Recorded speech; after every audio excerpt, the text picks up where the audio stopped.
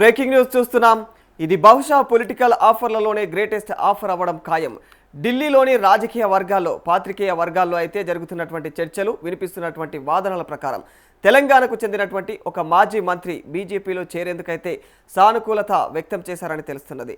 మరి ఇక్కడ ట్విస్ట్ ఏంటంటే, తమ కుటుంబానికి 5 సీట్లు ఇస్తే ప్రతిఫలంగా పార్టీ ఫండ్ కింద అయితే 1000 కోట్లు ఇస్తానని ఆఫర్ చేశారట.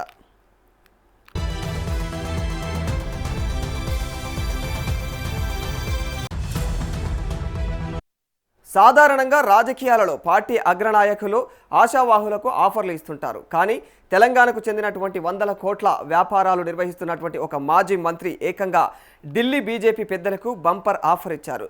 తమ యొక్క కుటుంబంలో 5గురికి ఎంపీ, ఎమ్మెల్యే టికెట్లు ఇస్తే ప్రతిగా పార్టీకి 1000 కోట్లు సమర్పించుకుంటానని ఆఫర్ ఇచ్చినట్లు ఢిల్లీ రాజకీయ వర్గాల్లో పెద్ద ఎత్తున చర్చలు సాగుతా ఉన్నాయి. మరి ఈ ఆఫర్ విన్న బీజేపీ పెద్దలు నోరెళ్లబెట్టారని ఆ చర్చల సారాంశం.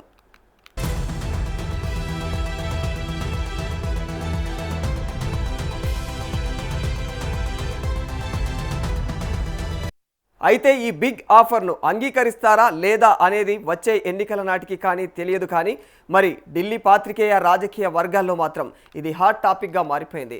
ఇది తెలంగాణ రాజకీయ వర్గంలో సైతం తీవ్రమైనటువంటి చర్చనీయాంశంగా మారిపోయింది. వివిధ వ్యాపారాల్లో ఉన్నటువంటి ఆయన తెలంగాణ ప్రత్యేక రాష్ట్రంగా ఆవిర్భవించిన తర్వాత రాజకీయాల్లోకి ప్రవేశించారు. అప్పట్లో ఒక ప్రాంతీయ పార్టీ నుంచి కూడా టికెట్ సాధించేందుకు నానా తంటాలు పడ్డాడు. మరి ఆ పార్టీ నుంచి బీఫామ్ పొందేందుకు 50 కోట్లు సమర్పించుకున్నారని అప్పట్లో వార్తలు చక్కర్లు కొట్టాయి.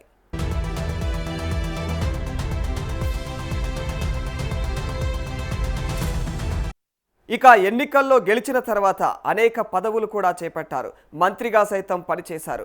ఇప్పుడు ఆ ప్రాంతీయ పార్టీతో కూడా మరి ఏదైతే తేడా కొట్టిన ఆ నాయకుడు మరి ప్రస్తుతం అయితే పక్క పార్టీలో సీట్ల కోసం అన్వేషిస్తున్నారన్న చర్చలు వినిపిస్తూ ఉన్నాయి. వాస్తవానికి ఆయన కుటుంబంలో ఇప్పటికే ప్రజాప్రతినిధులు ఉన్నారు. కానీ ఆయన మనసంతా కూడా ఆ సంఖ్యను పెంచుకోవడం పైన ఉందనే అభిప్రాయాలు వినిపిస్తూ ఉన్నాయి. ఇప్పటికీ తను ప్రాతినిధ్యం వహిస్తున్నటువంటి పార్టీ రాబోయే ఎన్నికల్లో గెలుస్తుందో లేదోనని డౌట్తో ఉన్న ఆయన ఒకవేళ గెలిచే పరిస్థితి ఉన్నా తన కుటుంబానికి సీట్లు పెరిగే అవకాశం లేదన్న ఆలోచనతో ఉన్నారని చెప్పేసి కూడా ఢిల్లీ పాత్రికేయ వర్గాలు కూడా చెబుతూ ఉన్నాయి.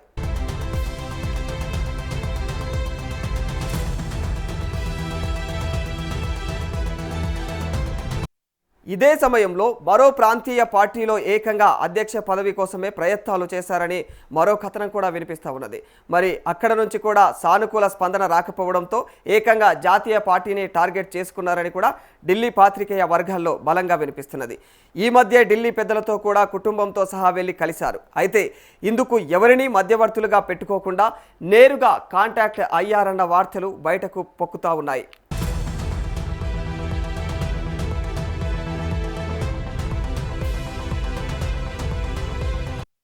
ఈ సందర్భంగానే తన మనసులో మాట విన్నవించుకున్న సదరు మాజీ మంత్రి తమ కుటుంబం నుంచి ప్రస్తుతం 2 ప్రజాప్రతినిధులుగా ఉన్నట్టు మరో 3కి కూడా రాబోయే ఎన్నికల్లో అవకాశం కల్పిస్తే ఎలక్టోరల్ బాండ్లు లేదా మరో రూపంలో అయితే పార్టీ ఫండ్గా 1000 కోట్లు ఇస్తానని బంపర్ ఆఫర్ ఇచ్చినట్లు ఇక ఢిల్లీ వర్గాలు చెబుతా ఉన్నాయి. ఒకేసారి ఇంత ఆఫర్ ఇవ్వడంతో మౌనం మినహా ఎలాంటి స్పందన లేదని తెలుస్తూ ఉన్నది. మరి సాధారణంగా పార్టీ అధినేతలు తమ యొక్క శ్రేణులకు ఆఫర్లు ఇస్తూ ఉంటారని, కానీ ఇక్కడ ఎదురు ఆఫర్ అందిందని చెప్పేసి అంటూ ఉన్నారు.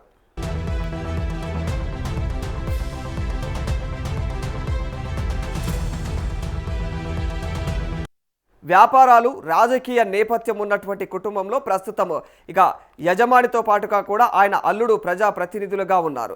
రాష్ట్రంలో కాంగ్రెస్ అధికారంలోకి వచ్చిన తర్వాత తన ఏదైతే ప్రభావం అయితే తగ్గిపోవడం ఆయనకైతే ఇక సుతరాము ఇష్టం ఉండటం లేదని చెప్పేసి కూడా అంటా ఉన్నారు. మరి పైపెచ్చు తన యొక్క వ్యాపార సామ్రాజ్యానికి కాంగ్రెస్ ప్రభుత్వం నుంచి ఇబ్బందులు లేకుండా చూసుకునే క్రమంలోనే తాజా ప్రయత్నాలని రాజకీయ వర్గాలు అంచనా వేస్తూ ఉన్నాయి. మరి బీజేపీ నుంచి సీట్లు దక్కించుకుంటే పదవులతో అధికారం చెలాయించవచ్చును అనేది కూడా ఆ నేత యొక్క అభిప్రాయంగా ఉందని చెప్పేసి సన్నిహితులు చెబుతా ఉన్నారు. అదనంగా వచ్చే 3 సీట్లలో కూడా సొంత కుటుంబంలోనే పంపిణీ చేసుకునే ఆలోచనలో ఉన్నట్టుగా కూడా తెలుస్తూ ఉంది.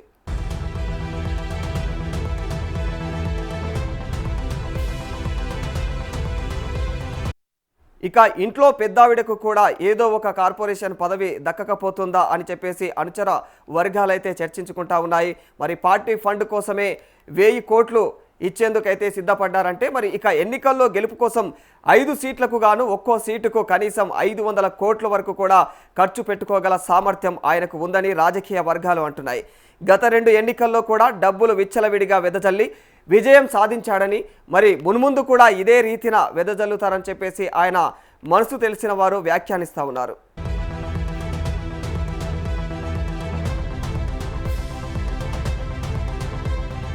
గ్రేటర్ హైదరాబాద్ పరిధిలోని ఒక నియోజకవర్గం నుంచి బీజేపీ ఎంపీ ప్రాతినిధ్యం వహిస్తూ ఉన్నారు. పార్టీలో ఉన్నత స్థాయి కోసం ఇక ప్రయత్నించినటువంటి ఆయనకు అధిష్టానం నుంచి కూడా నిరాశ ఎదురైంది. ఆయనకు పదవి రాకుండా 2-3 సీనియర్లు అడ్డుపడుతుండటంతో తన భవిష్యత్తు ఏంటనే దానిపైన కూడా ఆయన ఇప్పటికే కొంత అంతర్మథనం చెందుతున్నట్లు తెలుస్తూ ఉంది. ఆయన పైన స్థానికేతర ముద్ర వేసే కుట్రలు పార్టీలో కూడా మొదలయ్యాయనే వాదనలు కూడా వినిపిస్తూ ఉన్నాయి. ఇదే సారాంశంగా మాజీ మంత్రి 1000 కోట్ల ఆఫర్తో దిగారని చెప్పేసి చర్చించుకుంటూ ఉన్నారు.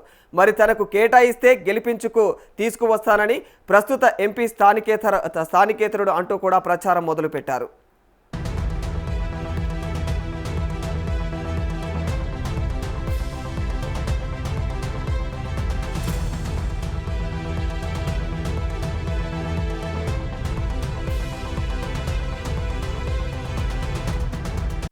రాజకీయ పార్టీలు సాధారణంగా సిట్టింగ్ ఎంపీని మార్చేందుకు సుముఖంగా ఉండవు.